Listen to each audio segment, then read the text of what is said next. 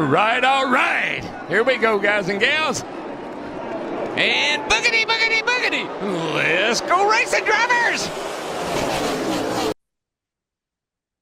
Welcome back to the Loose Wheel Show. My name is Andrew Hazlett. Ethan Ignatowski is there. Yes, sir. And Ethan, we're going to set a record here in this episode 26 of the Loose Wheel Show, as you are the Chicken Award recipient this week. What did I do? First, fastest recipient of the Chicken Award. Uh, you you said, "Oh, we're going to record yesterday." And yesterday, come time to recording, Bro's acting like this is the first time we pushed back.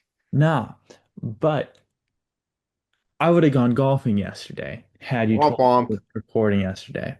Womp womp. Crimea So, River. Womp womp. so, Ethan, you get the chicken award. Crimea I River. think the Womp womp. first time in history that you've received such an illustrious award. You're So a chicken award. you can put that in like your Twitter bio or something. Like you join people. Uh, Bro's letting the power that he made up in his head go to his head. you I can't believe join this. You join notable people like Corey LaJoy, Mohammed Ben Salmon, Formula One as a whole, Joey Logano. You join NASCAR fans. Please don't lump me in the same category as NASCAR fans. So I'm joking. I love you, NASCAR fans. that being Except for said, the ones that you know that I don't love. But besides that, I love you, NASCAR fans. episode very already off the rails, and we haven't even gotten to the reviews. Ethan, Andrew, I have a feeling based on what's on the itinerary for today that we're never gonna get on the rails. uh, I don't know why, but okay. Um, Ethan, get into. I think it's gonna be a crazy episode. That's what I'm trying to say. There's a lot to talk about, a lot of kind of wild things to talk about. And now for last week's race reviews. All right, get into Austria. Oh, you want me to go first? Yeah, that's what it says on the itinerary if you Oh, want to. I didn't like actually read your part of the itinerary. Well, it says reviews right Yeah. No, I got it. I third got it. line. All right. This might be a long review. Okay. So enough chit chat. Let's get into it. Actually, first the F3 sprint. James Wharton won his first win in FIA Formula 3. Martinez Stenshorn won the feature race. Then in F2, Pepe Marti won the sprint, and Richard Verschoor won the feature race. Now onto F1 qualifying. Lando landed. See what I did there? Pole position by the largest margin of the season on one of the shortest tracks of the year. Very impressive run from him. Charles managed to split the two McLarens, and then Max found himself all the way down in seventh. And before the race even got underway, there was some commotion on the formation lap, or not really some commotion, but Carlos Sainz tried to pull a Sunny Hayes. This ain't the F1 movie, bruh. That ain't gonna work, bruh. Of course, he wasn't actually trying to do anything there. His car just literally wouldn't start. So F1 aborted the start. Carlos Sainz had to start from the pit lane, but then when he got into the pit lane and to the end of the pit lane, his brakes caught on fire. So his day went from bad to worse to over before the race could even start. Now, there was a 10-minute delay because they aborted the start. And then we finally got Formation Lap 2.0. Then we got 5 red lights, and away we go. Lando got a pretty good start, but Leclerc was challenging on the inside, so he went down to cut him off, which opened the door for Piastri to go around the outside of Leclerc and take second place. Piastri then gave it a look around the outside of turn 3 on Lando, but Lando defended it well. There was some craziness at that corner, though. Kimi locked up. He ran into Max Verstappen, ruining both of the races. Couple DNFs there. So before we had even completed half a lap, 3 cars were out of the race. There was some good action on the first lap, though. Lewis and George were going at it. Albon and Gasly both gained some places, but, safety car neutralized the field. At the end of lap 3, the field went green. Between laps 4 and 11, there were some good battles on track. Behrman and Colapinto were going at it. George and Lewis were going at it. Albon and Gasly were going at it. Lando and Oscar were given permission to battle, so they were going at it. On lap 11, everything really got taken up a notch as Lando and Oscar really started to go at it. Piastri got a great run on the outside of Lando down the straight that leads to turn 3.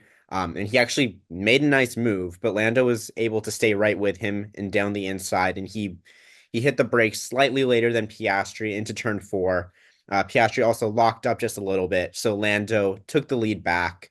Piastri was coming back at him, but Lando was able to hold off, I should say. It was really, really, really beautiful racing, Andrew. It was real racing, ethical wheel. Ethical wheel. You love to see it. No, ahead of the apex. No, exactly. Like whatever you want to call it, there was none of that. I have the corner, so I'm just gonna push you off, weak, you know what. So it was just great to see, and they would both stick by each other for laps to come. So it was, yeah, it was a a great battle for the lead, really. Ethical wheel, like you said, Andrew, you just love to see it. On lap 13, like I said, there was a lot of battles during this early stage of the race. At lap 13, the pit cycle started with Albon and Gasly coming in, but just a short few laps later on lap 17, Albon had to retire his third DNF in a row, Andrew. Not great. No good. I'm pretty sure that one of the goals in racing is to like finish the race. Like that's the first step. Like you want to finish in a good position, but to finish in a good position, you like actually have to finish the race. So maybe Williams should try that strategy next time out. Juan Manuel Fangio once said, to finish first, you must first finish. Real, real. On lap 20, Oscar tried to dive bomb Lando into turn 4, had a pretty big lockup, created a flat spot. It was an aggressive move. I don't know if it was like a rare moment of desperation for Oscar because Lando was coming into pit at the end of that lap, but it wasn't a great move. It was a bit of a dangerous move. Nothing happened between the two of them, thankfully. And like I said, Lando came into pit and came out ahead of traffic, which was crucial for his race. Oscar and his race engineer, Tom Stollard, were talking if they wanted to pit, sooner or later. They opted to go a little bit longer. And now I pause my race review for a bit of a rant, Andrew. Okay. I have a bone to pick with Oscar Piastri fans. I have a question to ask, actually. It's a pretty simple question. Are you ready for it? Yeah, I'm ready. Do you understand Formula One? That's the question. Because there was on the Twitter app and the Instagram, there were a million different things flying around relating to Oscar and a million different excuses as to why he spoiler alert here, la la la la, why he didn't win the race. And a lot of the talk had to do with this section of the race in particular, because Andrew, and I'm not saying all, like when I say Oscar fans or Lando fans or Max fans or Franco Colapinto fans, it's the loudest bunch, but they're the ones that annoy me, so I'm going to talk about it because it's my show. Oscar fans were acting like McLaren was conspiring against him by giving him the suboptimal strategy. My brother in Christ, if you want the optimal strategy, get pole position, right? Like that's why you didn't get it. And it's not like they forced him to go long. He wanted to go long. And, you know, I saw some people like get mad over the battles and stuff. Like, how are you like you just want Lando to pull over and give him the lead? Like it was good attacking from Oscar. It was ethical attacking, then it was ethical defending from Lando. Like I don't know what you want. And the last thing I want to talk about here, um, people are like people are clowning. I mean, people do this to every driver, but it's like people are clowning Lando because Will Joseph was giving him advice for certain corners. Like, do you not understand the job of a race engineer? I know, Like, I know it's a different sport, but crew chiefs in NASCAR and spotters are always telling drivers, "Oh, enter higher in this corner," or do stuff like that. yeah, exactly. Yeah, Like, that's like Will racing. Joseph was Racing saying, stuff happens in racing. I don't know if you knew that, Ethan, but yeah, racing stuff happens in racing. like Will Joseph told Lando to hit the apex at turn 6 because more dirty air would fly off and hit Oscar. I like why should he not say that? Anyway, and actually I will say this also so I don't have to go on a mini rant later. No, Oscar wouldn't have won if it wasn't for the incident with Colapinto. There's no chance at all. Back to the action. Lap 24. Oscar did come in for a stop. So although he did go longer, it was only, 4 or 5 laps, whatever. It was.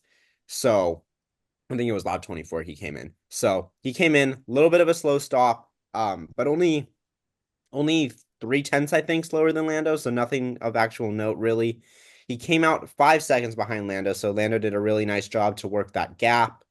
There were some good battles in the midfield as pit stops continued, but for the purposes of the race recap, my next note is on lap 31. Yuki and Colapinto made contact on the inside of turn 4. Colapinto was ahead. Yuki got pinned on the inside. Yuki got some damage on his wing. Second time in the race. First time was when he was trying to pass Lance Stroll earlier. Franco did a nice spin, so Yuki had to come in to get a new wing. Franco just carried on. And Yuki got a 10-second time penalty. I suppose the stewards thought that, it was Colapinto's corner because he was ahead at the apex and all that, but it did seem like Yuki got kind of pinched on the inside. So unfortunate for him. And then, lap in the 30s, we saw some nice battles, some good racing continue. Behrman and Gasly, they put on a nice battle. Hadjar and Colapinto, they had a quick little battle. And then not as much happened from the late 30s to early 40s. Nothing really happened until Lando and Oscar started to run into some back markers. Um, Oscar was able to gain some ground on Lando during this stage with Lando being in some dirty air with the traffic. On lap 52, Lando pit from the lead for his second stop. He came out ahead of traffic. On lap 53, Oscar came in and he came out behind Yuki Tsunoda and Franco Colapinto, 3.3 seconds behind Lando. And the reason I'm mentioning this, and the reason why I mentioned Franco earlier when I was talking about Oscar, is, well, you're about to find out. On the run up to turn 3, Franco tried to make a move on Yuki. He went deep at turn 3, which allowed Yuki to come back and take the position. But then, when Franco was getting back on track, he pushed Oscar, who was on the inside, basically off the road on the run to turn 4, turning that McLaren into a lawnmower momentarily. Now, Andrew, I truly believe that this had no major implication on the race just because Lando was controlling so well, and Oscar, he lost some time, but not a lot of time. And the time he was gaining on Lando was because Lando was dealing with traffic ahead. Um, Mostly due to that anyway. All that being said, um, Colapinto was a total doofus. Like he said he didn't see Oscar. So I know you gave out the chicken award already. So the Lance Stroll Medal of Excellency to Franco Colapinto for just not seeing Oscar Piastri there. Andrew, write that down in your little notebook that you keep track of. Google Sheets. Google Sheets. Because yeah, it was. I don't know how you don't see him. Franco got a 10, not 10. It was a 5-second time penalty, I believe, for his antics there. Either way, though, Piastri got past him and Yuki pretty quickly. And I gotta say, uh, Piastri's radio message after that was pretty hilarious. I can't repeat it word for word on this show, but he basically said that it's impressive that after all these years, Alpine still keeps messing him up. That's the PG version.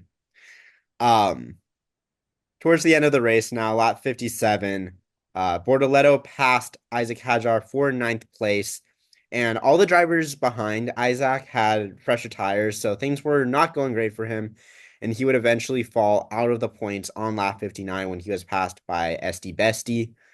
And then, just as the race continued toward the end, the most exciting bit of the end game, if you want to call it that, was Lando dealing with traffic as Oscar continued to get closer and closer. Somewhere along the lines, Lando picked up some wing damage that was seemingly pretty minor, but still added to the tense end of race stage. On lap 68, third to the last lap, Gabriel Bortoleto got really, really close to Fernando Alonso. And it was just really cool to see the two fight given their relationship with each other. And last time they were really going wheel to wheel, it it didn't go too well. So that was interesting. Excuse me. And to add to all of that, Lando and Oscar were just down the road.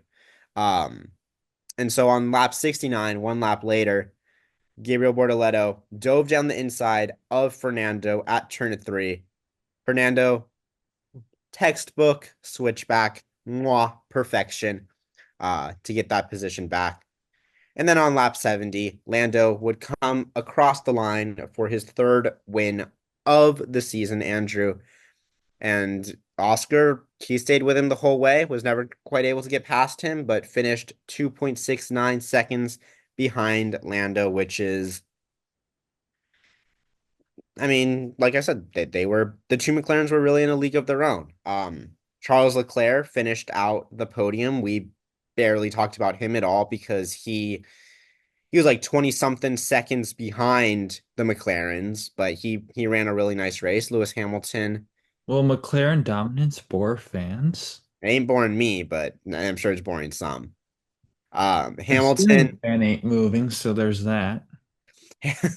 Hamilton was fourth, Russell was fifth, Liam Lawson back in the points, he was sixth, then Alonso, Bortoleto, and then Nico Hulkenberg. So double points for the stake team that I said wouldn't score a point all season. What do I know? Esteban Ocon rounding out the point paying positions. And for those keeping track of the Drivers' Championship, only 15 points now separate the two McLaren boys. I thought it was a really, really good race. There was a lot of action all throughout the race, a lot of good passing, a lot of midfield battles, a lot of just real good stuff. And the battle for the lead, although it wasn't super long, it was still very interesting, very good racing to see. So I'm gonna give it an 8 out of 10. Really good race, the type of race where you would show like your non-Formula One friend and be like, yeah, this is F1. Um, yeah, super, super good race. What was holding it back from being a 10 was probably, just it although it was a really good race, it was a rather straightforward race. Some craziness and some unpredictability outside of that lap 1 safety car could have helped get it to that 9 out of 10 or 10 out of 10 mark. Good race. Great race, honestly. Not as good as Imola though. That's still the best race of the season. All right. So, I don't know what I ranked that. If I ranked that lower than an 8, then this isn't an 8. okay. Yeah. Going into Lime Rock, Corey Heim led all but one lap of the truck race and went on to win. Nick Sanchez won the Xfinity race.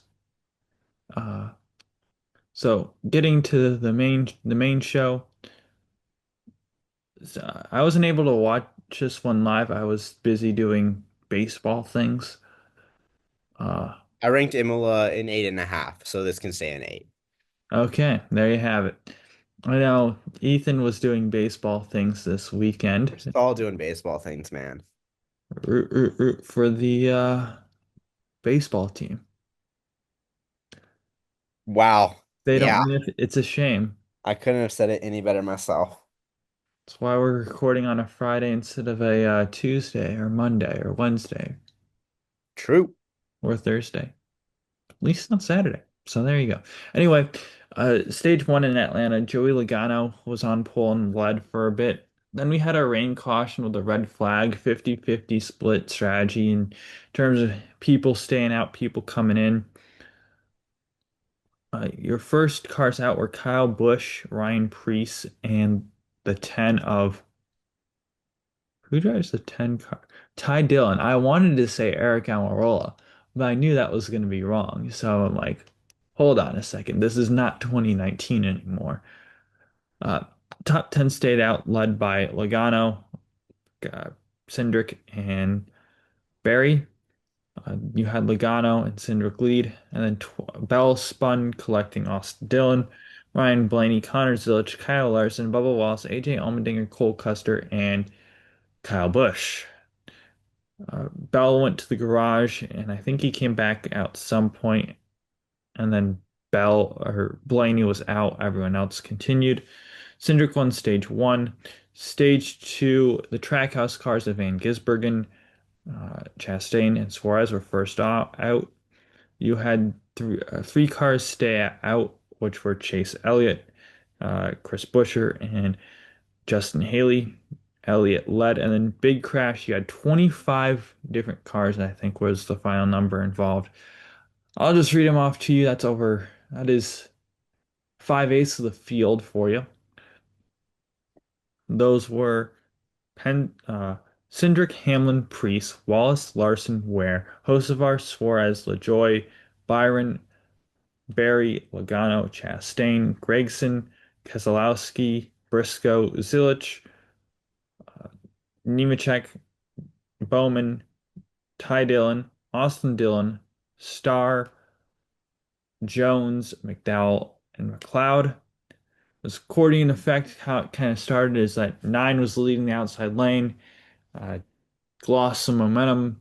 Busher checked up, Haley checked up, checked up. Hamlin didn't check up. It's not like the wreck was his fault. Kind of hit uh, the 42, and then 34 of Todd Gilliland. Hamlin sent him into a spin. Those things kind of happen. Those are one of them racing deals. A red flag. Uh, Hocevar went to the garage, was able to come back. Long list of cars were out. Uh, Logano, Cindric, LaJoy, uh, Barry, Byron, Chastain, Suarez, Briscoe, and Hamlin. Some pit, and the Elliott, Haley, and Smith led them out. And then four cars on staying out. They were Buscher, Gibbs, Van Gisbergen, and Herbst. I thought I had to sneeze there, but I guess not. Todd Gibbs got Phantom sneeze. yeah, phantom sneeze. And then you had a stretch of where Herbst, Reddick, Buscher, and Gibbs led. Stenhouse got in the wall. Herbst spun and then is collected by Gilliland. You from that caution, you had Reddick, Bowman, and Haley first off, and then you had a stretch of a bunch of different guys leading. Reddick, Bowman, Busher, back to Bowman, Elliott, and then Reddick, and then they swapped the lead again, Elliott, Reddick, and then uh, Reddick won stage two over Elliott in a photo finish. Stage three, Elliott, Busher, Reddick first off. Elliott and Bowman lead. Ty Gibbs spun SVG. Most pit except the Brad Keselowski, Alex Bowman, and Chase Elliott mobiles. Haley, Busher, Reddick were first out. Keselowski leads. Bubba Wallace spins. Most pit except for four who stay out. Those are Haley, Gibbs, Priest, and Ty Dillon. Reddick, Busher, Keselowski were the first out. Reddick had a tail end penalty for driving through too many pit boxes. That happens a lot more than you'd think. So that's kind of why it's not really worthy of an award, just notable. Uh, Gibbs, Priest, and then Elliott took turns leading. Jones spins, caution. Chase Elliott leads. Few pit uh, with Ty Dillon being first off. Then when swinging green, Elliott led. We had a slow spin from David Starr. And then we had Elliott and Keselowski lead. And then Ty Dillon slid up the track into Justin Haley, who spun some pit with Stenhouse, Reddick, and Priest being the first off. Stenhouse, Reddick, and Hocevar all had penalties. Then we had a stretch of a bunch of different leaders, so bear with me here. You had Keselowski, Zane Smith, Keselowski, Bowman, Keselowski, Smith, Bowman, Smith, Stenhouse, and Keselowski. And then Elliott led for a bit and then went on to win. 7.5 out of 10. The passing was good, but not great for super speedway. Um, wasn't the best racing we've seen. It wasn't the worst for super speedway racing we've seen. I would call it average for a super speedway race, but you have to consider super speedway races are better than the average NASCAR race. That's kind of why we have a 7 out of 10 here. Uh, we had four cars not involved in a wreck all race long. They were Elliott, who finished first, Busher, who finished ninth, Smith, who finished seventh, and Reddick, who finished fourth. And then I'm curious to what your thoughts are, Ethan, because I'm gonna call this the Atlanta conundrum because NASCAR fans, including myself, when they saw the repave of Atlanta was going to basically turn it into a super speedway, Mm-hmm. everyone was like, no, we don't need another super speedway. Daytona and Talladega are enough. And agreed how we Daytona and Talladega are just fine. The track needed a repave. It was really bumpy, so it was going to get a repave, but they didn't need to reconfigure it into the super speedway layout that it is.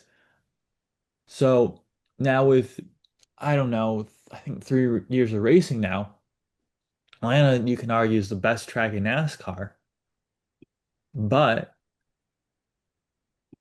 I would still say six super speedway races are too much for my liking.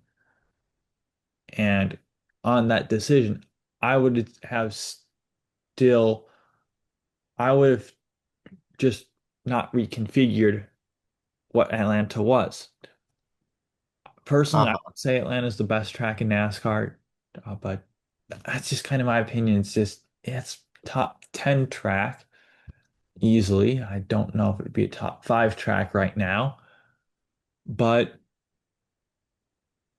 personally, it's an interesting conundrum because I I I wish that they didn't reconfigure Atlanta to this configuration because yeah, I think it's just way too many super speedway races. We start off the year with back-to-back super speedway races too. These aren't spread out at all.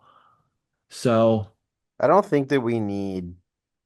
I don't think it's really like a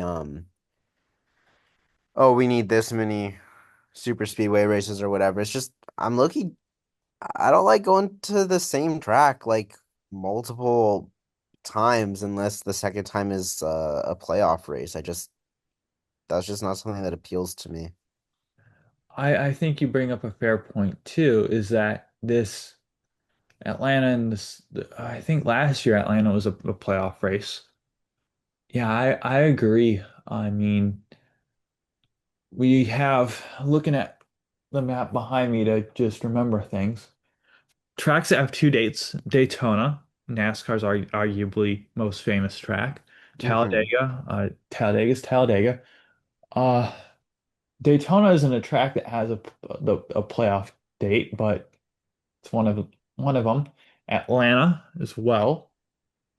Darlington that has two as well. Phoenix, Las Vegas, uh, Kansas, Bristol, Martinsville, and Charlotte, which I'm going to put a little asterisk by Charlotte because you have the Roval and the Oval, which are two completely different courses.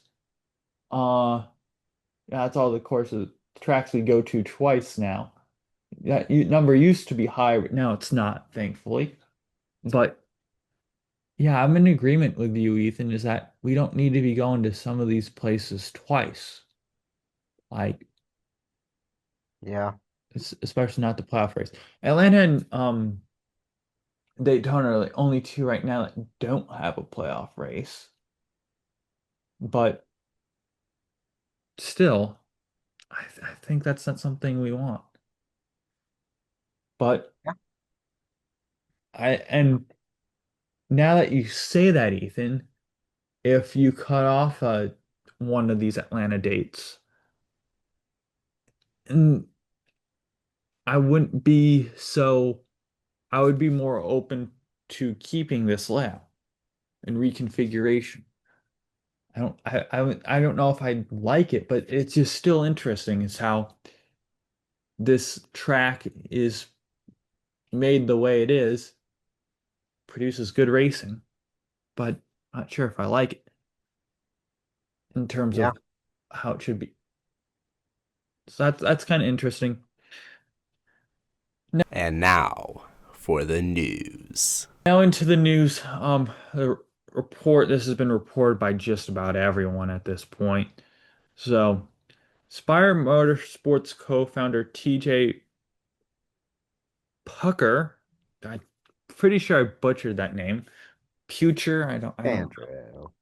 But this is what happens when you have owners who have weird last names that aren't don't name the last team themselves. To buy Rick Ware Racing. Uh Spire he Puker, or whatever his name is, sold his shares of Spire recently to TWG, which is the group behind Cadillac and Reddy and uh, IndyCar, Wayne Taylor and IMSA, so on and so forth. I don't know if they have any more off the top of my head. But yeah, plan is to expand to a three-car NASCAR Cup Series operation. So they have a charter right now that they own. They're probably going to lease a charter to RFK next year. And they've also got that lawsuit with Legacy Motor Club going on. So a lot happening with Rick Ware Racing. I don't know how they're going to expand to a three-car Cup Series operation. So I don't know who would be willing to sell them a third charter, first of all. And second of all,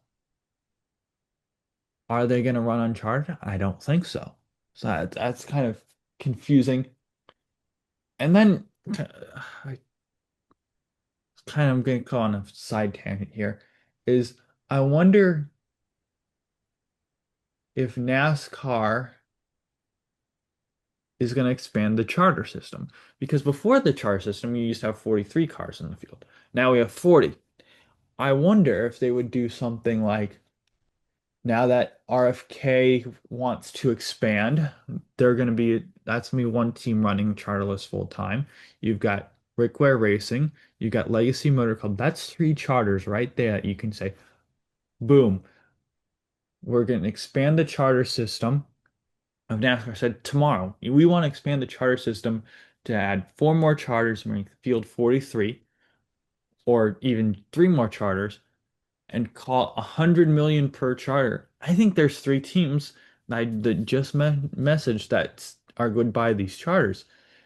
And you say, okay, the teams that aren't buying the charters, they don't wind up receiving that whatever figure it is, 100 million. I think that could be a good idea for NASCAR. But back to this Spire Motorsports dude buying Rick Ray Racing, except he's not involved with Spire anymore.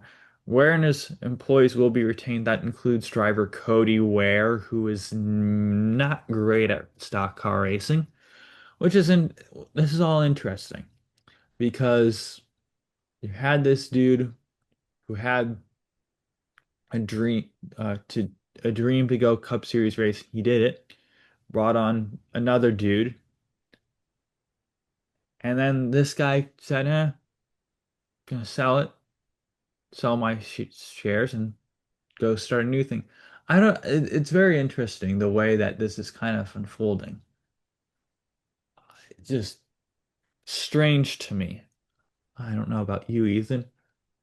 Yeah, I think strange is a good word for it. I think the number that he bought the team for was 500 million reportedly, which is a lot of money. Yeah, Rick Ware Racing inspired throughout the years of the charge system. They've been kind of what I'm going to call great users of the charge system. What they did was buy low, sell high. Both those teams were bought charters really low and then made a huge profit on. But Spire kind of bought more charters in their cycle, so I think they were still in a loss, but maybe not as bad of a loss as they could have been.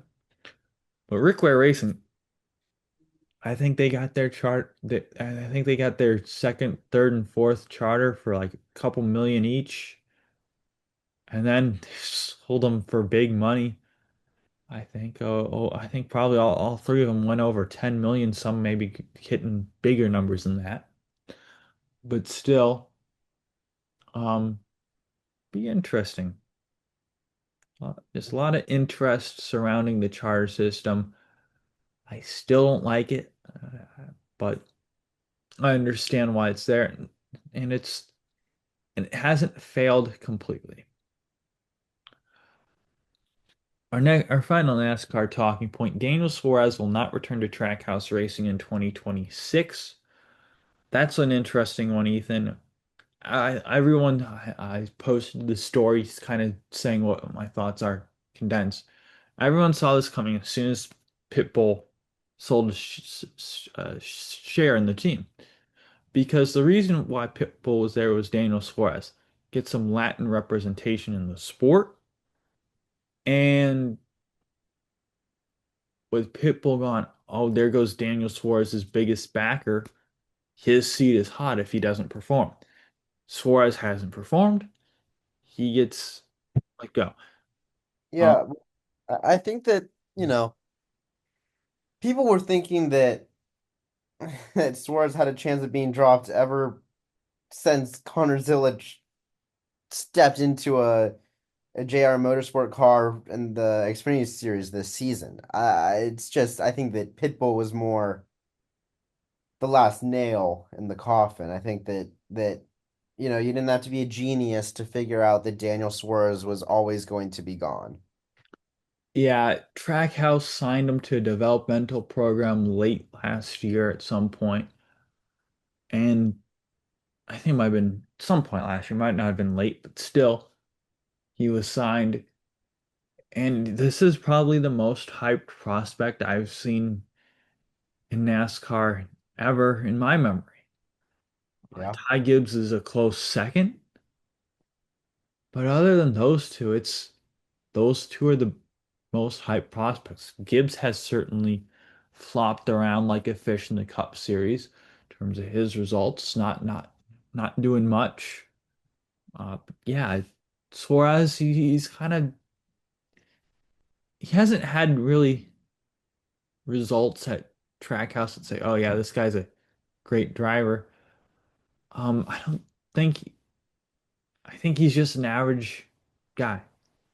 Uh, Cup capable, can get you a win on a road course on occasion, can get you a win on a super speedway on occasion.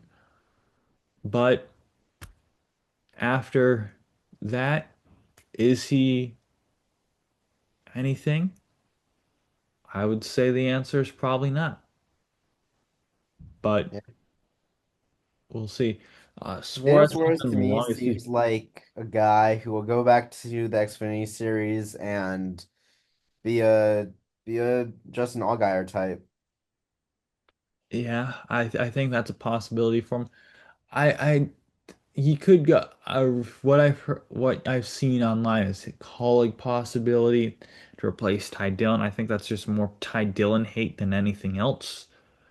I think he's got. I think he's got going to have the money at least to do another deal, another year. But we'll see. I don't know how much money Suarez is going to bring with him in terms of the sponsors. Trackhouse is one of those teams where they share a lot of companies across the cars. This year, he's been sponsored by Freeway Insurance, which has only been on Suarez's car ever in Trackhouse. Quaker State, same thing there, only been on Suarez's car. Choice Privileges, uh, Wendy's, Frosty, and Kubota. Those three have been all on different cars this season. Tootsie's as well, same thing there. Been on different cars this season. Uh, and then you had very good ventures, which had never been seen on a car until he ran it at Pocono. And Telcel, same thing, never been seen on a cup car until they raced at Mexico. So I don't know how much his deals he could take either way. I don't know how much money's behind him at this point. There's some money, so he could potentially replace Ty Dillon. I don't know who else would want a guy this of Suarez's caliber be someone that needs money, maybe like a Legacy Motor Club, Hayek Motorsports if they want to get rid of Ricky Stenhouse Jr., which they shouldn't. I don't think he should go to Legacy Motor Club. I like the two drivers that they have there better. I don't think Haas is going to get rid of Cole Custer for any reason. Maybe he could land the four car for front row if they decide to part ways with Gregerson, but I doubt it. Yeah, I don't see many possibilities. I think the four or the 10 are his best shots, and I don't think either of those are going to happen. I think it's my prediction this year is it's going to be a calm, silly season. I think this is about going to be this is going to be the biggest swap in terms of cars of Suarez leaving, Zilich going to come in. Obviously, that's not official. We're all speculating here. And one final point on Suarez, this as long as he's been with any team, Trackhouse, been with them since 2021. Before that, he had 2 years at Gibbs before being replaced by Martin Truex Jr. when Furniture Row shut down. The new satellite team was at that point Levine Family Racing, who at that point I don't know if they had or brought in Matt DiBenedetto, but Toyota didn't want to keep Suarez, and then he went to the Stuart Haas team for the 41 car for a year. It was pretty lackluster in between Kurt Busch's last season with the team and Cole Custer, his first Cup stint. And he went to Gaunt Brothers for a team. Uh, he ran uncharted that year, actually. Had a very bad season there, but that's what you expect with an uncharted team. So yeah, now that he's been at a team that has full confidence in him. He hasn't had good results. He just isn't anything special. He isn't bad. He just isn't good, which in the Cup Series you have to be at least good. And he is. That's the way it is. I wish I could be more positive. Suarez is. I don't think I've talked with Suarez on one in Phoenix, but he always, whenever I do see his contact with him, he always seems like a nice dude. But unfortunately, nice being nice can only get you so far in series. That's the way it is. Um, Moving over to IndyCar.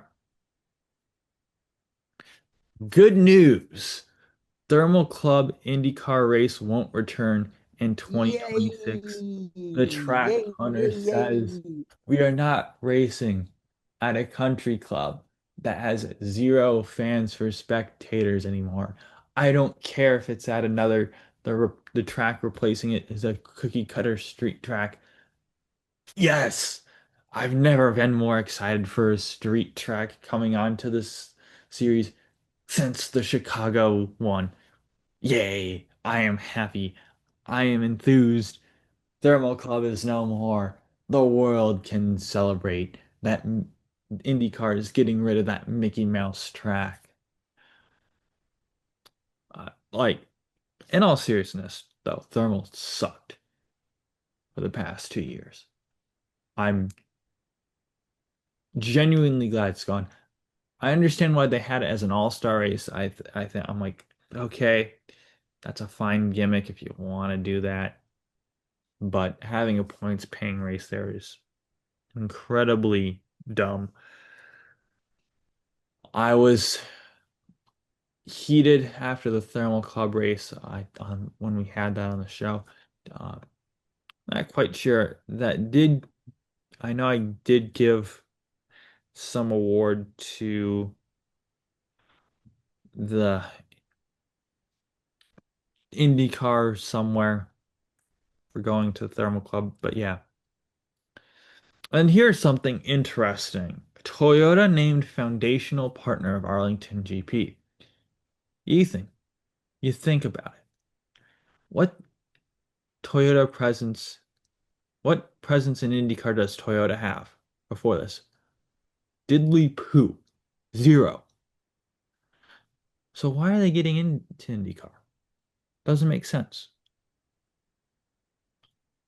Could it be, Ethan, that if Honda steps out, Toyota steps in? Yeah, okay. Could it be? I don't know. That's just kind of a thought. Um, I haven't seen anyone else bridge those two things, so I wanted to. So yeah, now time for some F1 news, Ethan. Yes. So, a couple more FIA and general news than just F1, but Carlos Sainz Sr. has decided to well, first he decided to run for the FIA presidency, and then he decided to step down. Or pull out, I suppose you could say. Um Carlos Sainz Jr. was like, as a racing fan, I don't like this. As his son, I do like it. Um, Carlos Sainz Sr. said in a statement, um, after a thoughtful reflection, I have come to the conclusion that the present circumstances are not ideal to set the grounds for my candidacy. Furthermore, I've realized that properly running for president would notably compromise my preparation for the Dakar, and I do not wish to weaken my commitment to Ford and my team. These concerns have therefore inclined me to be realistic and desist from my FIA endeavor for now. Despite stepping down from this race, my passion for serving and leading within the motorsport world hasn't changed, and I still believe the organization needs impactful changes, which I remain genuinely hopeful that will be tackled in the upcoming years. Both racing and mobility have been my life, and I will closely follow future developments with great interest. I will always support my sport and try to contribute in all meaningful ways to improve mobility for road users around the world. Um, and when Carlos Sainz Sr. stepped down, MBS was going to seemingly be unchallenged, but then Tim Mayer stepped up. And if that name is familiar to you, that's because he was a Formula One steward until last year when MBS got rid of him.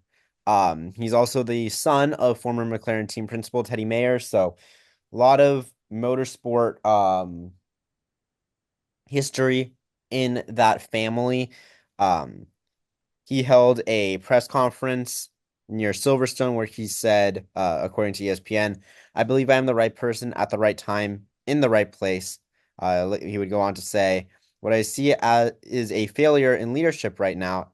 Instead of reform, we've seen performance. Behind the stagecraft, we've been left with the illusion of progress and the illusion of leadership, while the most senior team he appointed has departed.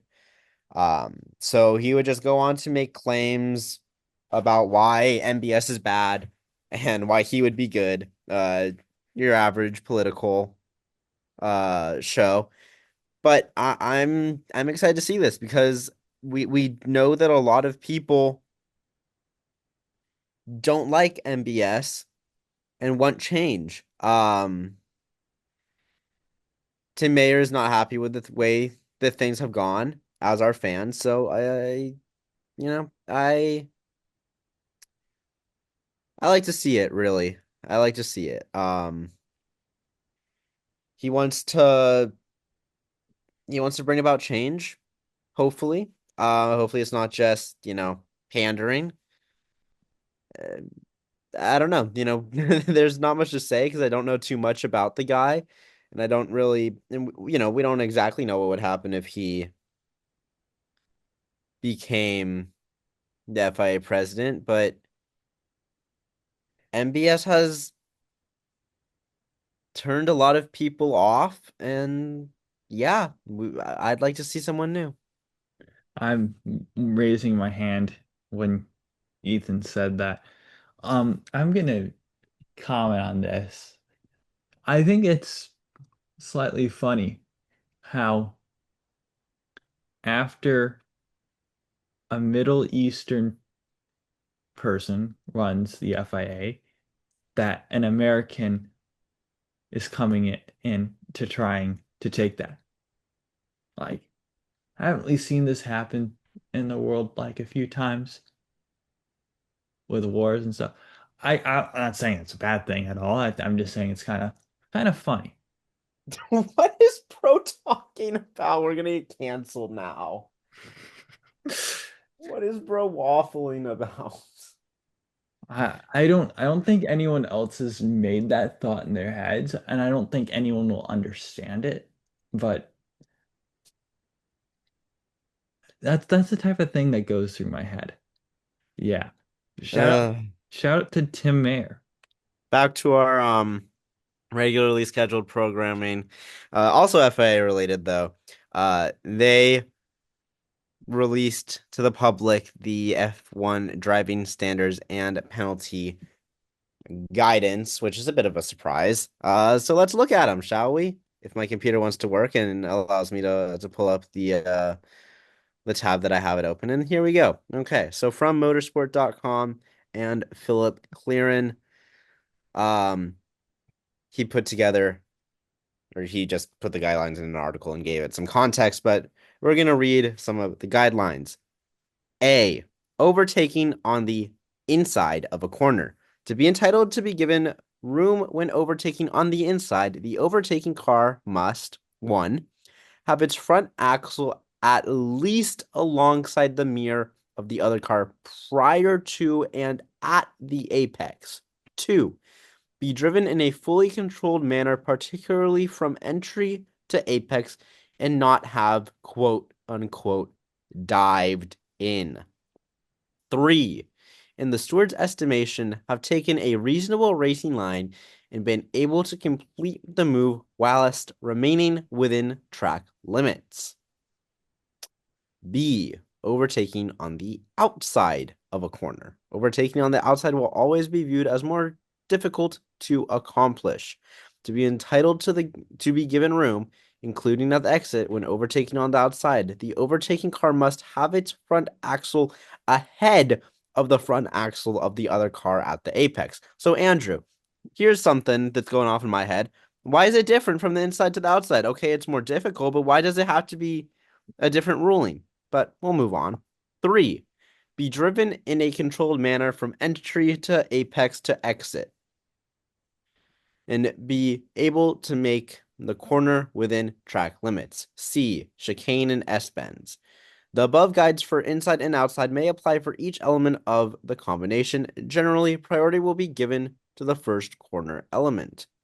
It's important to stress these are guidelines, not regulations, and merely help competitors understand how stewards are likely to judge a certain incident.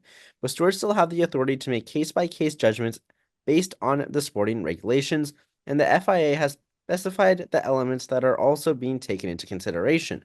1, how many cars got into the incident? 2, was the maneuver late or optimistic? 3, what could the driver's responsibility see, know, or anticipate? 4, do we believe the maneuver could be completed on the track? 5, was there understeer, oversteer, locking? 6, did someone position / handle their car in a way that contributed to the incident? 7, did the type of corner contribute to the incident? And then 8, what were the relative tires, tire age, grip? I don't think we really learned anything from this. Like, it's kind of interesting. I don't really know why we have to have so many regulations. Just fight fair, give some room, and don't crash into each other. How about that? Like, why can't that be how it is? If the McLarens could do it in Austria, why can't everyone else do it? I don't know. Yeah. I don't know. I don't really love the technical side of all that, so I don't want to stay on that too long. Um, and it's already been a long episode, and we have a lot to talk about. So, moving on to the next bit of news. Keanu Reeves is set to star in a Cadillac documentary that's going to cover the team's journey to getting on the grid. That's interesting. I mean, I think that I didn't watch it, but I think the Keanu Reeves Braun GP documentary was pretty well received. So cool to see this. Maybe I'll watch it. I don't know, but Keanu Reeves does good stuff. He likes motorsports. He did good work with something similar previously. So yeah, why not? Could be interesting. Andrew, are you excited at all? Mildly. Mildly. Better than not at all. Um, and then last bit of news isn't actually news. It's just some rumors. Sky Italy, I think it was. One of the Sky I subsidiaries. think that's right. Yeah, one of the Sky subsidiaries, I believe Italy, Andrew also believes Italy, put out a report that Max was in, maybe not negotiations, but at the very least talks with Mercedes to drive for Mercedes, either in 2026 or beyond. We know that the clause in Max's contract that would allow him to leave is I I think there's a clause that has something to do with like DNFs that has been hit. I know that there's a clause that's like if he's not within a certain amount of the championship or whatever, he could also leave. So there's could be some opportunities for Max to leave. And Mercedes has long been deemed a destination that if Max does leave Red Bull, it's a place he could end up. There's been a media storm about it in Silverstone. Of course, we're recording on a Friday, which is something we don't normally do, but it allows us to see that early on in the F1 weekend, there has just been a media storm about Max, and Max has kind of said like, I don't really have anything to say. But it's really interesting, and that brings up, what could happen for George and Kimmy, because neither of them have a contract for next season that's been finalized. There's rumors that George walked away from Mercedes contract negotiations recently because he wasn't happy with a 1+1 deal. Kimmy doesn't have anything. And so the three of them are kind of in a triangle of sorts right now. Now, if you ask me my opinion, I think, I mean, honestly, I'd give it like a 15% chance that Max goes to Mercedes, but I think that he'll stay at Red Bull. And I think both of those guys will be back at Mercedes, and it'll all be for nothing. But it is really, really interesting because Max going to Mercedes would be, I mean, it would be just as big as Hamilton moving to Ferrari, if not bigger. And then some smaller moves. There's just been some rumors and some talks about how Doohan and Yuki could be options for Cadillac. Yuki was originally kind of seen as an option for Cadillac, and then that talk has died down. But now it appears that, if the rumor mill is to be believed, that things could be back, and I think that would be great for him because, you know, Red Bull has basically admitted that it's a car issue, not a second driver issue. But I'm sure Yuki would still rather be in a car that he feels comfortable in. Maybe he thinks that he can understand the Red Bull and the new regulations in 2026, but yeah, I don't know, just some interesting stuff there.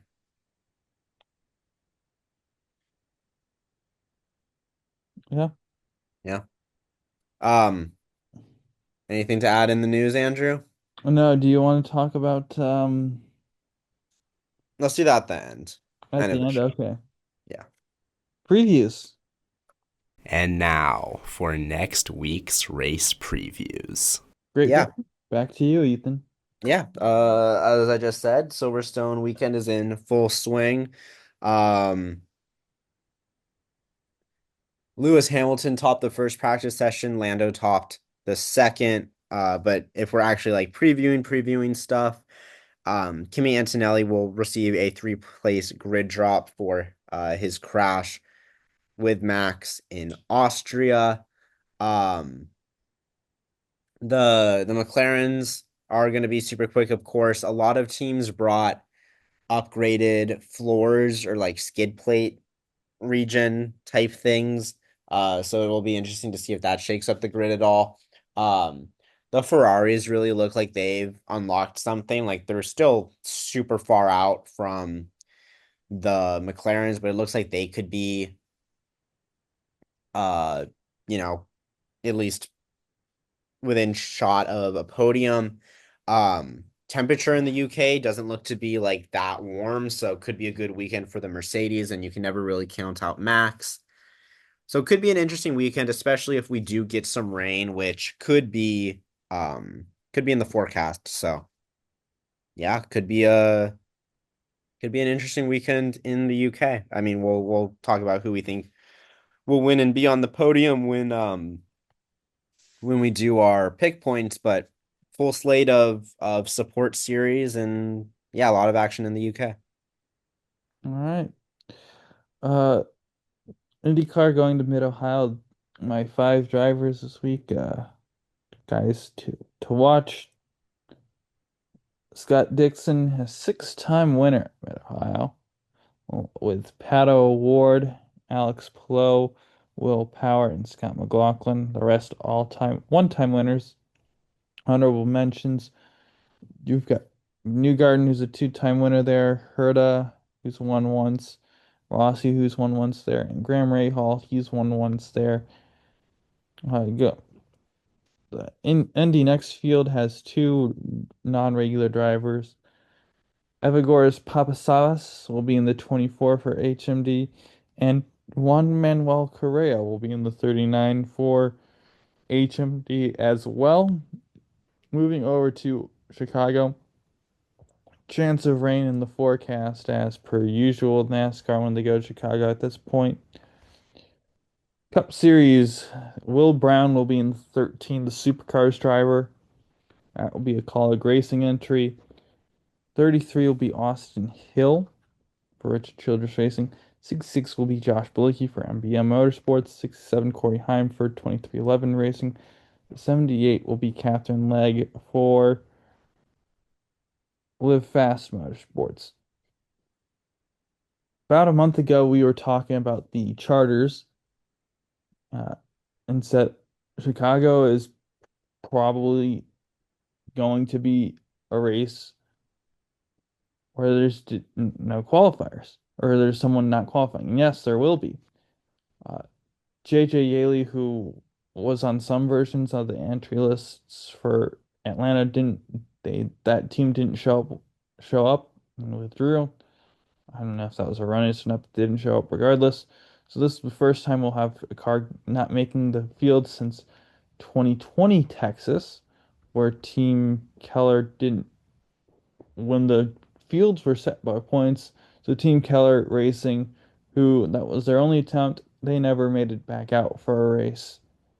But this will be the first time we'll actually have a non-qualifier at the track since 2018 Texas. So yeah, that's interesting. Uh, I talked about the charter system. This was supposedly going to be the first race where the teams suing NASCAR were going to run unchartered. I've heard nothing of this further, so I guess that's not happening. I said it was going to be as they said it was going to be as few as 14 days after a certain point. The 14 days have passed. There's been no news on that. So they're good for charters in this week, and I think it's going to there's a I don't know when the possibility is they won't be chartered. So yeah, those are the 2311 three cars and the front row three cars. We'll see what happens from there in NASCAR, but that's not the point. For the five, there's only been two races at Chicago, so I'm going to go with the two former winners at Chicago, uh, Alex Bowman and SVG. It's two of my five, and then the rest of the guys are going to be guys who's won on the on-road courses in the next gen car. Kyle Larson's won two, Byron's won two, Christopher Bell has won one, and then Tyler Reddick, Michael McDowell, Chris Buescher, and AJ Allmendinger have each won one. So those are kind of some of the guys to look out for, those five in particular. In the Xfinity Series, you have Alex Laban in the 07, Connor Mosack in the 14, at Shane Van Gisbergen in the 9, Supercar Racer Jack Perkins in the 19, Kaz Grell in the 24, Austin Green in the 32, Joey Gase cars 35, 53, 35 TVA, 53 will be Sage Karam, 45 will be Brad Perez, 50 Preston Pars, 7 Thomas Annunziata, and the 91 will be Josh Bilicki. And now for next week's race picks. Into the pick points now. Last week's guests were Casey for F1, Eric for NASCAR. I took the most points, yay for me. We'll break that down. We all got 1 point each for the F3 races because we all picked the same dudes. Nikola Kozlov for the sprint race and Rafael Camara for the main race. I got 5 points for getting Pepe Marti right in the F2 sprint race. Casey got a point for picking Arvid Lindblad, who will be Alex Stunt in the main race for F2. F1 podium, I only got 1 point with Oscar Piastri. I had him first. Max and George did not finish on the podium. You got 2 points, Ethan. 1 point for having Max and Lando on the podium in the wrong positions, though. Or not Max, Oscar and Lando. I can't read. And Casey got 2 points as well for having Charles and Lando in the wrong Dude, positions. I should have put Lando first. I like such a Lando track. I should have known. Shoulda, woulda, coulda. Yeah. Um, anyway, moving forward into the NASCAR side. Yeah, you need to Eric, give me my point for Austin Hill, bro. You gave yourself a point, you gotta give me a point. oh, my bad. I This messed up. guy trying to cheat the championship. I, it's an honest mistake. I've done that before and screwed myself, and I didn't realize that until later. Um, I'll just copy paste since you're taking so long. I thought that's what you're doing. No, Um, I'm gonna change the total at the top. you, all right, sweet. 180 now. So, um, we all took Corey Heim, got 5 points. You and I, Ethan, we both took Austin Hill, got 1 point for being out Justin Allgaier, and Chase Elliott won the Cup race, so I took 5 points. There. So gonna fix your numbers on the side here too. Uh, I I took 19 from last week. You and the guest took 10. Um, so yeah, that puts you at 180. I'm at 171. Guests are at 142. So yeah, the guest this week, I'm gonna change who we have. That's not important for anyone else to know, just us. It's gonna be my dad. I'll get his picks after we're done recording. Um, so with that being said, Ethan, um, you want to start us off? Yeah. For Indy next, Mid Ohio, I am taking Dennis Hauger. As are you, actually, Andrew. Yeah. And then we're both taking Alex Pillow for Mid Ohio because he is seemingly, I mean, he's not unbeatable, but nearly. Um, and then I'm taking Nikola Kozlov for the sprint, but you're taking, well, I'm taking Nikola Kozlov for the sprint and Rafael Camara for the main race. You're taking Rafael for the sprint and Callum Voisin for the main race. Why'd you go with that?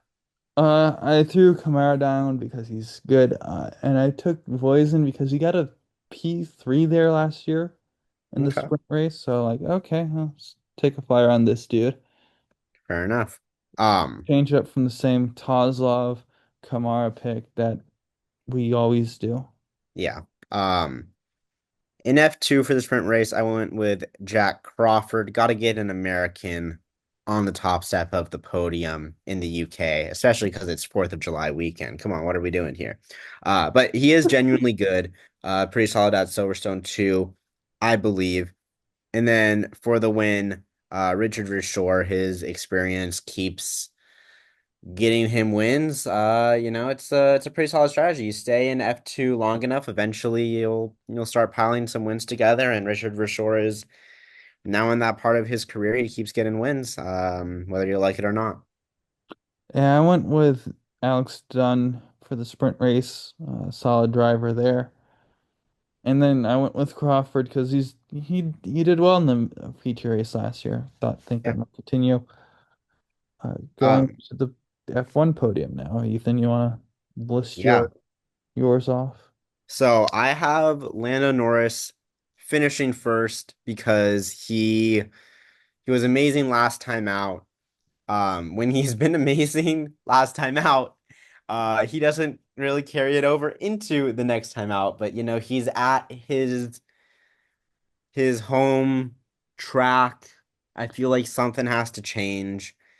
He seems really comfortable in the car last week. Hopefully he can carry that over into this week. Hopefully the upgrades that came for him last week changed something for him, and now he really just is, you know, able to get into a groove.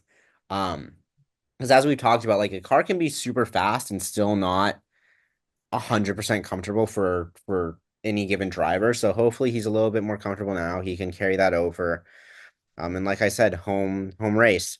That being said, of course, I think that Oscar is going to be right there as well. It's really a toss-up between the two. It's just this week I'm giving the slight edge to Lando with Oscar being in second. And then in third place, I have Lewis Hamilton, who I'm predicting to get his first Ferrari podium of the year. Um, I hope, I mean, I don't know. It's difficult because he still seems, even though like he's like improving, I guess, he still seems so far from Charles in that car. But then you have to think like this is Silverstone. Like this is the circuit Lewis Hamilton. Um he he he hasn't finished a race at Silverstone and not been on the podium since 2013.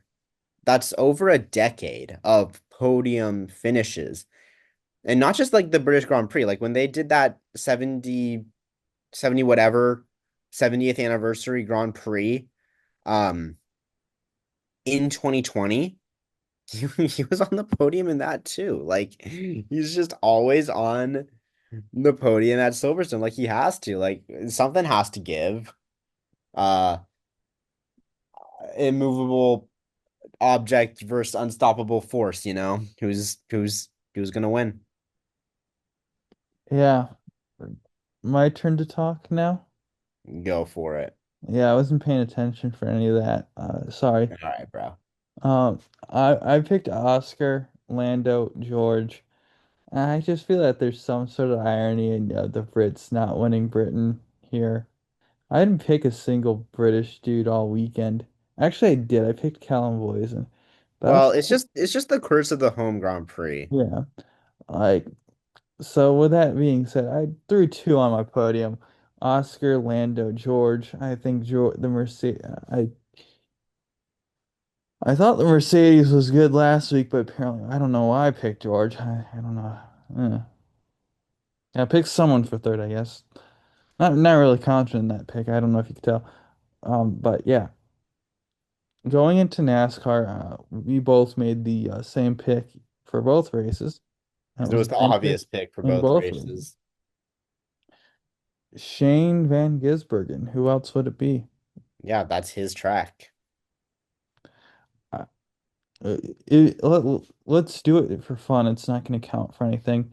But who do you think's going to finish second in each race, Ethan, if you want to start? Okay, I think Connor Zilic is gonna finish second. Either Connor Zilic or Jesse Love will finish second in the Xfinity race. One of the sleepy boys will finish second.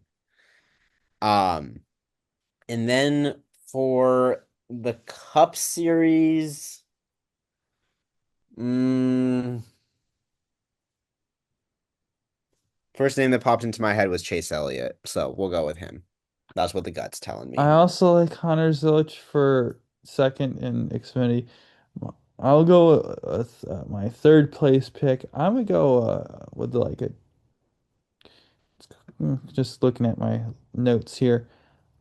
How about an Austin Green third place? Since you're gonna go Love as your hypothetical podium, I'll go Austin Green. My second place, I'll go Tyler Reddick, my kind of Okay, place guy. These picks mean nothing. They count for zero, but still interesting. sure. All right, Ethan, you want to talk about what I'm highlighting in the itinerary? Um, no, but we're gonna do it anyway. Because well, what Andrew is highlighting in the itinerary is the F1 movie. I went and saw it Monday night, so it's not like the absolute freshest in my head, but it's not like it's been weeks and weeks, so I feel like I can still talk on it. I'm just gonna come out and say it. I I despised it. I thought it was a horrible movie. But I also understand that it's not really for me. It's for the F1, you know, community or sorry, it's not for the F1 community. It's for people outside of the F1 community that, the movie is trying to highlight the sport and try to bring in to F1. And I know that it's kind of accomplished that goal already. I know that there are people that saw the movie and now want to watch, Silverstone this weekend or um get into the sport. So I think it accomplished its goal. It's just that when they actually watch a race, they're going to be like, wow, this is not what I thought it was going to be like at all, because the movie was unfortunately just super unrealistic. But and it wasn't even unrealistic to the extent that like your normal like sports movie is. Like they just didn't care about anything in F1 at all. But it was a big blockbuster hit. It's grossing so much money. People are non F1 fans are loving it. So I gotta give it credit for that, I suppose. I mean, it was directed by the same guy that did Top Gun Maverick, and it was essentially Top Gun Maverick with cars. I really like Top Gun Maverick, but I don't know that world, so I assume that it's, probably pretty similar. Like if you know that world, you don't like it if you're unfamiliar, you're like, wow, that's super cool. Excuse me. I want to start off though with highlighting the positives, because there were some good things. Andrew, I thought that the soundtrack was really, really good. Hans Zimmer, he cooked as always with the score. And quite frankly, it might have been the most beautiful movie I've ever seen. Like the shots were awesome. The racing sequences were super cool. Like Andrew, the first scene of the movie, or not first scene, but like for one of the movie starts with Sonny Hayes, Brad Pitt's character, out on track at Daytona for the 24 hours of Daytona. And, you know, eh, to get a little bit negative, the cars would not be all bunched up like that during the night stage of a 24-hour race. But we're going to ignore that because the racing sequences and the passing and all that looked super, super cool, was really beautiful, even if it was a little bit, you know what. And also, bro, stint was about 3 to 4 hours too long. Um, but we're gonna Yeah, I ignore saw that. an 8 hour stint. I'm like, huh? Yeah, yeah, Huh? like Like an I eight didn't hour watch the stint. movie, but I saw that on Twitter. Like, That's just Sunny Hayes though. He's just a dog, I guess. But getting into the negatives, because there are a lot. And honestly, like we already knew a lot about the movie from before it was released, but I held out hope because like, Lewis Hamilton is an F1 driver who's you know, he's on board with this as a producer, right? So I held out some hope, but no, no. It was like he didn't suggest anything except to make him look strong.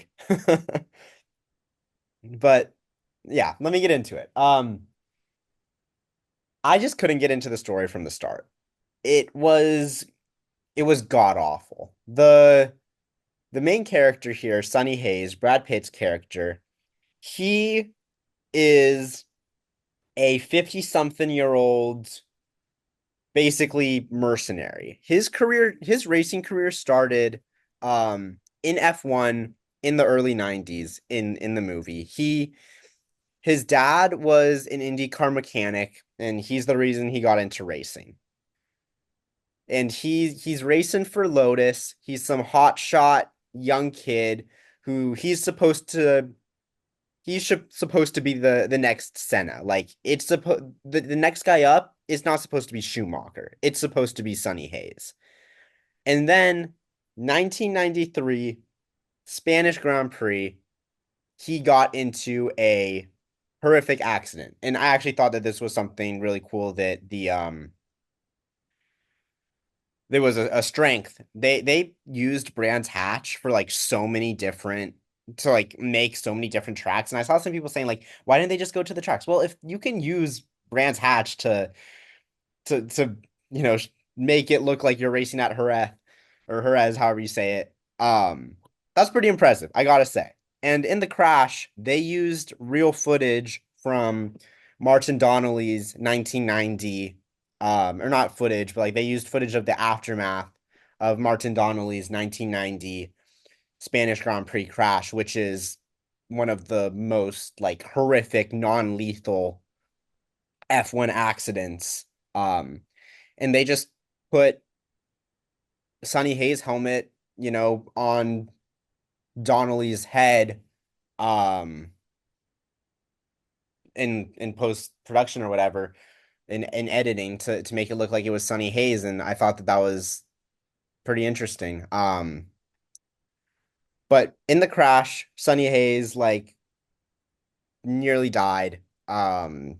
He never raced in F1 again.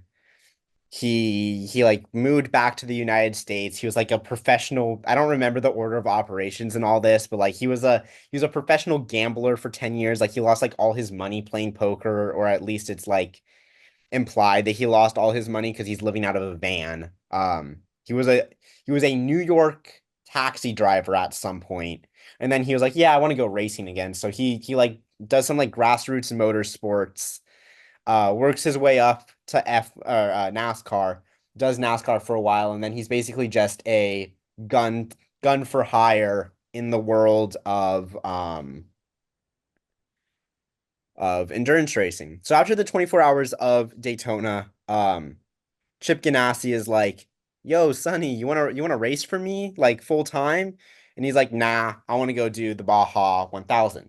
So he sets off in his little van to go do the Baja 1000, and at a laundromat and who knows where, a dude in a Gucci suit approaches him, and we're introduced to his teammate from F1, Ruben Cervantes, who is the owner of Apex GP.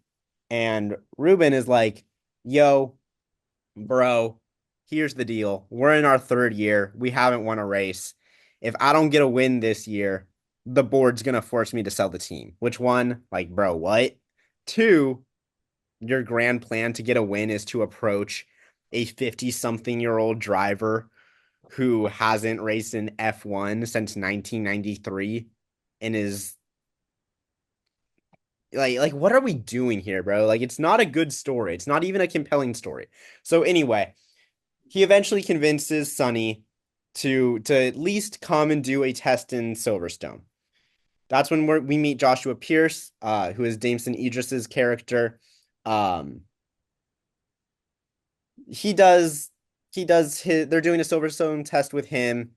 Then Sonny rocks up and the team is like, yo, Ruben, we thought you were joking about bringing this guy in. And like apparently no one wants to drive for Apex GP because he was like, they said he was like the 9th or 10th driver that they asked to drive. And I don't know why they got rid of their other driver mid-season. Doesn't matter. Anyway, he totally bins it in the last corner of the test. But even the fact that he was like able to stay within half a second of Joshua Pierce, even though it was his first time driving an F1 car in over 30 years, or in 30 years,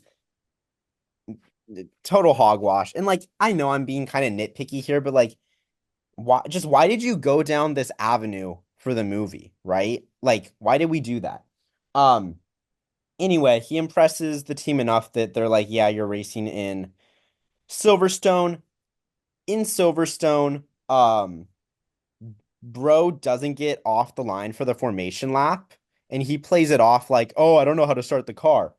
But then the team is like, oh, he's doing it on purpose because everyone else is going to be sitting on the grid with their tires cooling, but he'll just be coming around the last corner and his tires will be hot. So for the start of the race, he's going to make a bunch of passes. And of course, that's how it plays out. He has a great start in Silverstone, blah blah blah blah blah. And then eventually, he's in front of Joshua on old tires with Joshua on fresh tires, and the team is like, yo, Joshua's faster than you, let him through. And he's like, no. So they get in a fight, double DNF, and then after the race, they're like fighting, and Brad Pitt's character is like, yeah, if you think I'm gonna give anything easy to you, no. Like you're gonna have to earn it. Which, if you want to go down that route, whatever, fine. But then next time out in Hungary, bro just commits crash gate 3 different times to help Joshua. So what's the switch up here? He literally okay, so first pit stop, they wanted to put him on hards, but he's like, no, you can't put me on hards. We're in the back. You've been doing the same thing for the entire season. You haven't got a single point. So we're gonna do things my way. He literally sits in the pit box for 20 seconds waiting for them to put softs on his car. Why did he need softs on his car? I don't know, because he wasn't planning on racing anyway. He just crashed into Kevin Magnussen half a dozen times to keep bringing out safety cars so that Joshua could keep flying up the order, because that makes sense. And all this was for P10, by the way. Um, it's just insane. And then I think this was actually before Hungary, but not only is Sonny Hayes able to hop in a Formula One car for the first time in 30 years and not be 10 seconds off the pace, but he's also a master engineer because Apex GP's lead technical engineer, who they make a whole big deal about. Okay, it's a woman, and they make a big deal about how like she's the first woman head engineer in F1, which fair play, do that. But then don't have Brad Pitt come in and do her job for her. Because Brad Pitt's like, we're losing time in dirty air. You need to build the car for combat, whatever the hell that means. And it's like, brother, teams have been trying to get around the dirty air problem for years at this point. You just can't come in and say, we need to build the car for combat. And then all of a sudden, all your problems are solved. Like, what does that mean?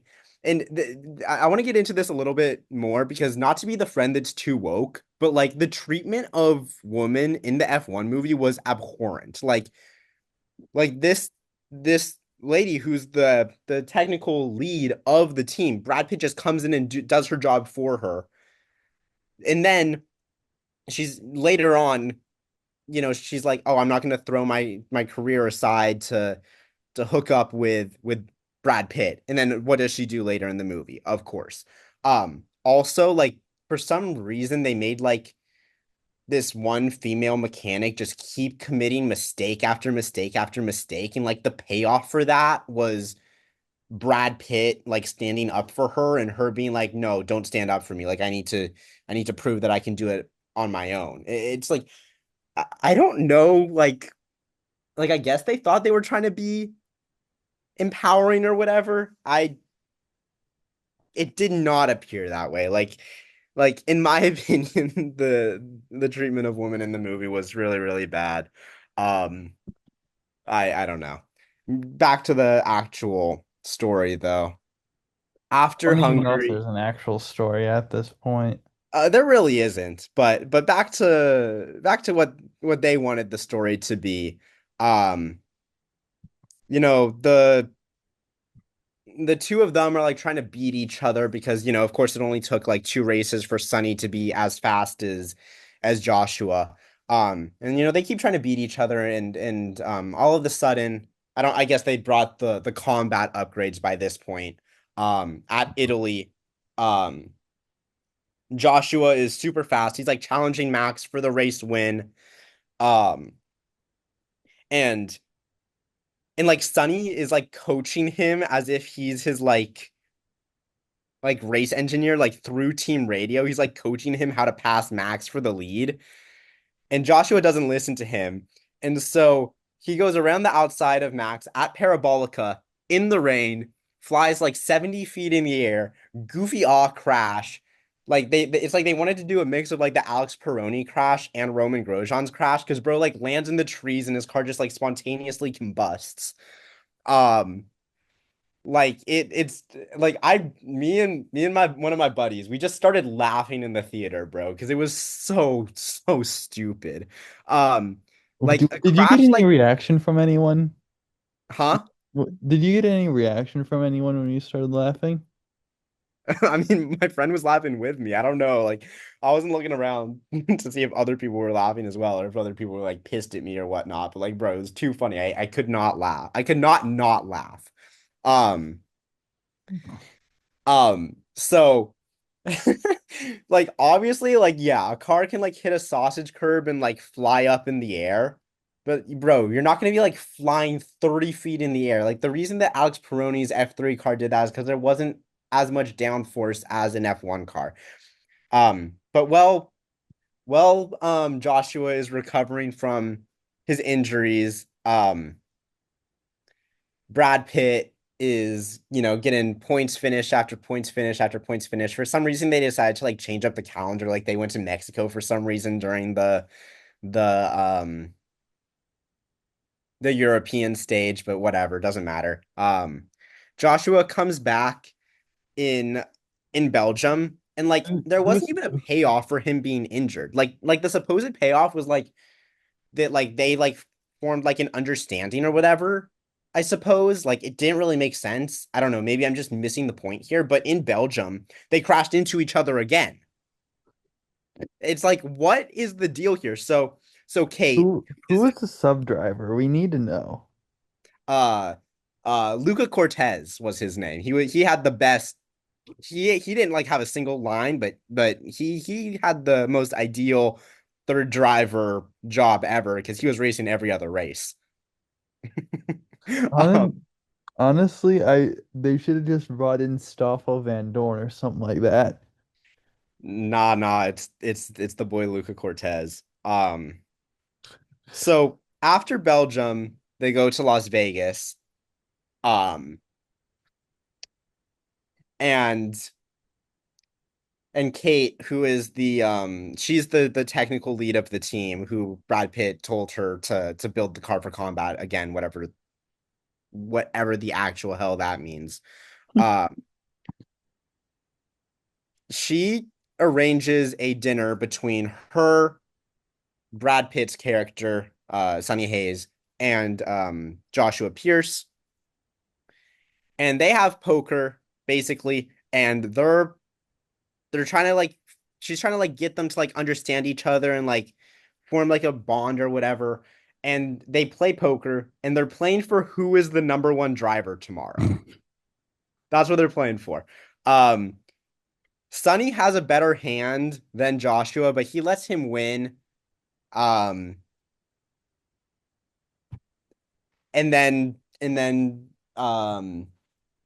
Kate and Sonny Hayes have their hookup because the movie needed incredibly unnecessary romance. And then team principal Ruben, or not team principal, owner of the team Ruben, he's like knocking on their door at 2 a.m. He's like, you got to get to the paddock. The FIA is saying that our upgrades are illegal. And basically, there was an internal tip from the team to the FIA that the upgrades were illegal. And Andrew, you're like, who would do that? Right? Well, who would do that? Let me guess. Sunny Hayes. No, no. Um, I actually won't tell you. I'll tell you in a second who it was. But they have to take the upgrades off the car and it's just going horrible. And then Sonny, he keeps like a poker card in his or like a playing card in his race suit for like good luck or whatever. And he didn't have it. Like he forgot to put it in his race suit or whatever. So he starts tweaking out on the grid. And for some reason, that gives him road rage. And he tries to pass Sergio Perez. And he has, I don't remember like what NASCAR race it was, but like the race where like Carl Edwards like flew into the catch fence. Talladega 2009. Yeah. So he had a Talladega 2009 awe crash in Las Vegas. Definitely a sport ender, but we'll gloss over that. Um, just Dozens of people dead. just the most goofy awe crash ever. And then they're in the hospital. Sonny's in the hospital recovering from the crash, and Ruben comes up to him and he starts reading off like his symptoms, like cracked vertebrae, broken back. Like bro's lucky that he's not paralyzed. And Sonny's like, "Wow, that's bad." Like no, but no, you might have to bleep that. Sorry, but um. Ruben's like, yeah, well, this isn't the medical report from this crash in Las Vegas. This is the medical report from the crash in 1993 at Spain. How could you never tell me you were injured like this? Like, what do you mean, bro? That's literally your teammate from that season. What do you mean you didn't know that he broke his neck? Was there not media in 1993? Like what do you mean you didn't know? He's like, how could you not tell me this? I would have never let you race. This is for your own safety. You're off the team. It's like, brother, how did you not know? So, so Sonny's kicked off the team, and then in a Las Vegas parking lot, we meet the guy who turned those documents into the FIA. And Andrew, it was an investor. He was trying to sabotage the team so that he could sell the team, but sell it in a way that he would still have a prominent role. And for his master plan to work, he needed the team to suck. And he needed the team to not get a win, because remember the board said that Ruben had to get a win, and of course within half a season they're like about to get a win. So he tells Sonny that if he I don't even remember, like he tried to get Sonny on board to like be like the team principal for the team and whatnot, and he admitted that he forged the documents and to get the FIA to investigate the team. Andrew, when this character was introduced, he was introduced in the Silverstone race. When he was introduced as someone that literally didn't know anything about F1. And within a few months, not only does he know enough about F1 to like orchestrate like a conspiracy like this, but he himself is forging FIA documents. So this guy just learns like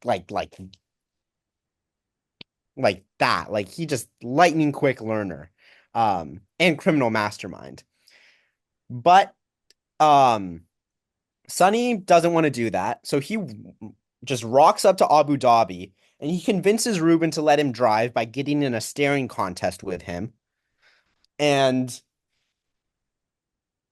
he just magically appears on the grid, because this was after qualifying. Like he shouldn't have been allowed to drive the car in the race. That's illegal. Like you wouldn't be allowed to do that.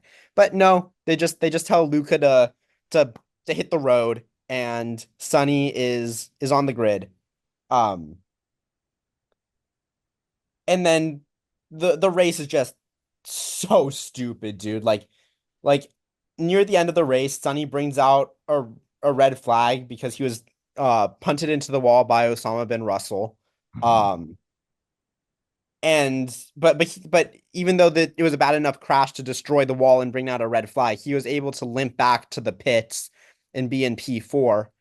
And since him and Joshua had fresh softs and the guys ahead of them didn't, and they were running third and fourth at the start, they like were doing super well. Joshua was going to get the team's first win, but then him and Hamilton got into a wreck, and of course Sonny wins because, of course, Brad Pitt's character won in the end. It was actually a cool moment to see him win. I'll admit that, but like, oh my God, it was cattywampus activities, Andrew. I see you cheesing. I see you smiling. Yeah, it was cattywampus activities. It was so you know what, dude. Like it was, oh my God. And that was the movie. And it was actually so bad. Rules completely thrown out the window. Regulations completely thrown out the window. Realism completely thrown out the window. They didn't even mention qualifying, dude. Like, I don't remember, to quote the guy that asked Seb and Nico that very long question. at one race, I don't remember which race, um, Sonny just said they put us at the back because they don't like how we drive. It's like, okay, if you explain that as like you got a penalty, that would be fine. But it made it seem like the FIA just pulls names out of a hat to decide who starts where.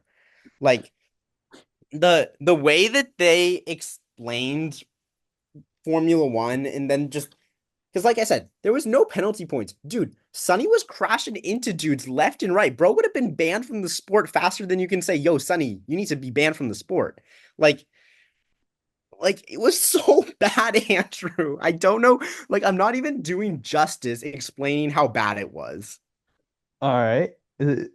What And yeah, this is all my opinion. Like, you can disagree with me, but if you're an F1 fan and you don't disagree with me, I'm just very confused, is all. what would you rather do? Listen to Landlaw's complete discography of 5 songs or watch the F1 race The F1 race? or the F1 movie? How long is Landlaw's discography? Or how do you Five say that? songs. How long is it though? I don't know. I'm probably I like mean, five songs can't be that long, right? Like 20 minutes at most. yeah, that's what I was thinking. Who am I watching the F1 movie with? Because like I would watch it with you. Like I think it would be hilarious to watch with you. Uh, Or am I just like locked in a room having to watch it by myself? We're getting real deep into this hypothetical. It would be the hypotheticals that would be balanced out. If I'm watching the F1 movie with you, it would be I'm listening to Landlaw with you. Let's watch the F1 movie together, bro. I think that'd be fun. All right. And then what would you rate it out of 10? Um, like 3.5. Like I have to give it some credit for even though the end was total, yeah, it was still kind of exciting. Or not exciting, but it was like a feel good moment at the end with Sonny winning, even though it was complete and utter, you know what. Um, and the visuals were so stunning. Like I mean, it was actually such a beautiful movie in that regard. And like I said, the soundtrack was good, and there was from a purely movie like film making perspective, great job. From like a storytelling perspective, abhorrent. So 3.5 out of 10 is my official rating. Like the details really only stand out to us F1 fans. Like if you're not an F1 fan, like I still feel like the story's a little shallow, but like you probably thought it was an enjoyable movie. Like all my friends that went, like one of my buddies, he's he likes like Assetto Corsa and whatnot, but like he's not like an actual racing fan. He thought it was kind of meh, and then all my other friends were like, yeah, it's interesting. It was a good movie, but nothing great. Um, so I think that's kind of fair. Like if the details and like the things that we know about F1, like it made it a hard watch. If you're an F1 fan, if you're not an F1 fan, it was probably like a 7 out of 10. How much did you pay for your ticket? $8, so not a lot. Would you like your $8 back if you had the opportunity to get it? Like, Um, was it worth the $8? yeah, yeah, just because I, I, I wanted to see it, like I needed to see it for myself, let alone, to talk about it on the podcast. But I won't be watching it again unless it is with other F1 fans so we can hate watch together. Hate watching a movie? Sounds fun. I mean, could be. I don't know. I've never hate watched a movie before. Me neither. Um, Look, yeah, to the 0 people that worked on that movie that are currently listening to the podcast, I understand why you made it, why you did. You thought that this would be the most appealing way for non-F1 fans to be introduced into F1, and you succeeded. Good job. But, Carlos Sainz told us to tamper our expectations, and I probably should have listened to him. All right. And that's that. Ben, I don't think this is actually the longest episode in history, but one of the longer ones for sure. Ethan, do you have anything else to say? See ya. Happy 4th of July. I don't know if this will be out on the 4th of July, but it might Hopefully it be. will. So happy 4th of July if it is. And yeah, see ya. All right. Bye, people of the world. To me, it looked like he actually lost the wheel. The wheel for Ross Chastain is still and perfect. Wheel on the track. Did you leave the wheel loose? You picked a fine time to leave me loose, wheel.